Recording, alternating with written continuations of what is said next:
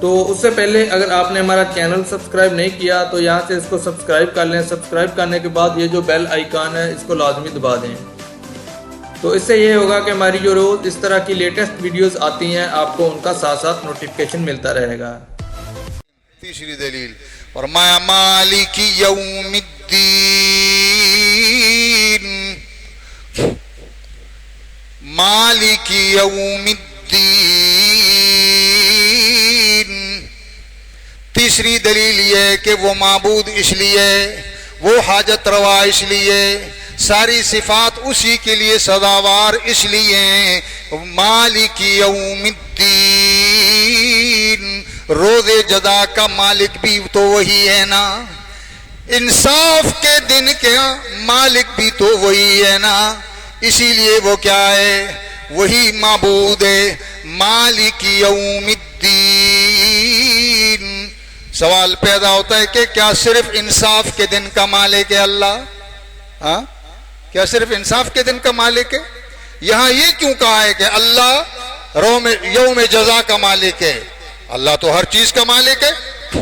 ہاں، اللہ آسمانوں کا مالک، زمین کا مالک، فضاؤں کا مالک، ہوا پر اختیار مالک، انسانوں کا مالک، حیوانات کا مالک، جنات کا مالک، سمندروں کا، ساری کائنات کا مالک ہے.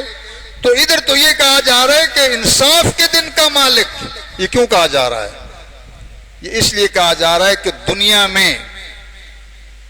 میں توجہ کیجئے گا، جو نعمتیں ہمیں ملی ہیں تو مجازی طور پر تو ہم کچھ نہ کچھ اس کے مالک ہیں نا. مجازی طور پر اللہ نے، عارضی طور پر، مجازی طور پر، عارضی طور پر، مجازی طور پر اللہ نے ہم کو، مطلب میں اپنے گھر میں رہتا ہوں، یہ میرا گھر ہے، عارضی طور پر اللہ نے مالک بنایا. اصل میں حقیقی مالک تو اس کے بھی اللہ ہے، لیکن چونکہ دنیا میں ہم رہتے ہیں تو عارضی طور پر اور مجازی طور پر، حقیقی نہیں، مجازی طور پر، عارضی طور پر اللہ نے ہم کو بھی مالک بنا دیا. ہم کہتے ہیں گھر ہمارا ہے، یہ گھڑی ہماری ہے، یہ ٹوپی ہماری ہے، یہ فارم ہاؤس ہمارا ہے، یہ باغیچہ ہمارا ہے، یہ گاڑی ہماری ہے. عارضی طور پر ہم مالک ہیں. کہتے ہیں کہ نہیں کہتے ہیں؟ جی کہتے ہیں. تو اللہ جو یہاں کہہ رہا ہے مالک یوم الدین، جس دن انصاف ہوگا اس دن مالک صرف اور صرف اللہ ہوگا. کیا مطلب؟ اس دن عارضی اور مجازی طور پر بھی کوئی مالک نہیں ہوگا. دنیا میں تو پھر بھی عارضی اور مجازی مالک ہیں نا، لیکن آخرت میں، حشر کے میدان میں، عارضی اور مجازی مالک بھی ہر طرح سے کلی طور پر اس دن مالک کون ہوگا؟ بلند آواز سے مالک یوم الدین.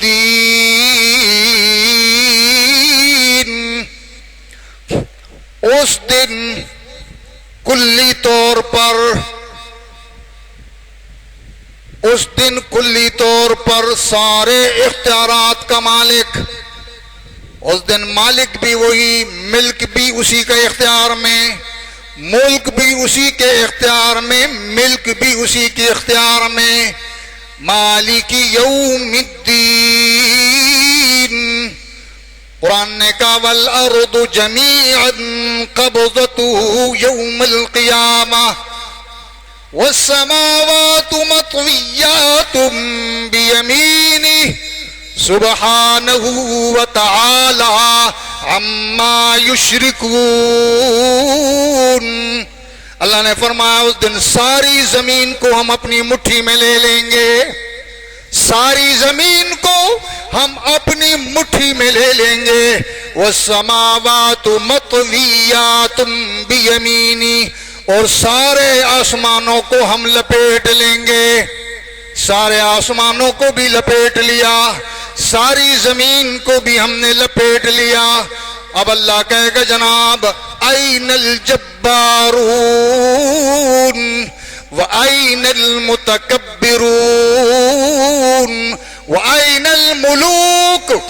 کہاں گئے تمہارے وہ بادشاہ جو دنیا میں اپنے آپ کو بادشاہ کہلایا کرتے تھے؟ وہ بادشاہ کہاں ہیں جو دنیا میں اپنے آپ کو بادشاہ تو کیا شہنشاہ کہلایا کرتے تھے، وہ شہنشاہ کہاں ہیں؟ جلال الدین، شہنشاہ جلال الدین اکبر تھا کہ نہیں دنیا میں؟ شہنشاہ جلال الدین اکبر. اللہ فرما رہا ہے این الملوک، کہاں گئے تمہارے وہ بادشاہ؟ بلاؤ، کہاں ہیں وہ تمہارے شہنشاہ؟ والارض جميعا قبضته يوم القیامہ، زمین میں اگر ہیں تو زمین کو تو میں نے مٹھی میں لے لیا ہے. والسماوات مطویات بیمینی، تمہارے بادشاہ اگر آسمانوں میں تھے تو آسمان کو میں لپیٹ چکا ہوں، آسمانوں کو میں لپیٹ چکا ہوں. این الجبابرہ، کہاں ہیں وہ تمہارے بلند و بام دعوے کرنے والے؟ کہاں ہے فرعون؟ آج فرعون کو بھی سامنے لے آؤ.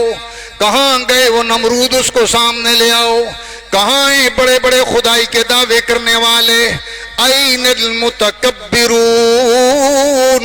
جو زمین پر اپنے آپ کو بڑا سمجھتے تھے، اپنے آپ کو طاقتور سمجھتے تھے، کہاں ہے؟ لمن الملک اليوم للہ الواحد القہار. اللہ فرمائے گا اے انبیاء، اے فرشتوں، اے انسانوں، اے حیوانوں، اے جنات، ساری مخلوق سے ہم پوچھتے ہیں لمن الملک اليوم، بتاؤ نا آج بادشاہت کس کی ہے؟ بتاؤ نا آج شہنشاہوں کا شہنشاہ کون ہے؟ بتاؤ نا آج اختیارات کس کے پاس ہیں؟ بتاؤ نا آج روب اور دبدبہ کس کا ہے؟ بتاؤ نا آج فیصلہ کس کا چلے گا؟ لمن الملک اليوم. سارے گردنیں جھکا کر کریں، کسی کے اندر جرت بھی نہیں ہوگی کہ وہ جواب دیں. اللہ خود ہی جواب دے رہا ہے للہ الواحد القہار. آج صرف اور صرف بادشاہت ہے تو کس کی ہے؟ اللہ کی ہے. آج بادشاہت کس کی ہے؟ آج شہنشاہ کون ہے؟ آج اختیارات کس کے چلیں گے؟ آج فیصلے کس کے چلیں گے؟